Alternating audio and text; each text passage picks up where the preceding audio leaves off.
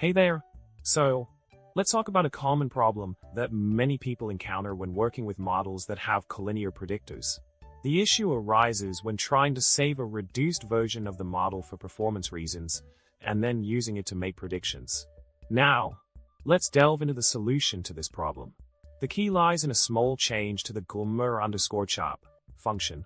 By ensuring that the original x values are retained in the pp slot of the reduced model, we enable seamless prediction without running into errors. This adjustment allows the necessary matrix multiplication to be performed correctly, ensuring the prediction process runs smoothly. Building on the previous solution, it's essential to understand how retaining the full x values impacts the fixed effects of the model. By comparing the fixed effects of the original and reduced models, we can see that maintaining the complete x matrix in that pp slot ensures that the fixed effects are correctly assigned, preventing any issues during prediction.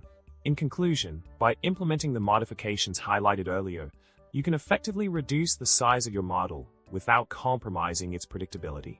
Remember, maintaining the integrity of the x matrix is crucial for accurate predictions and smooth model performance.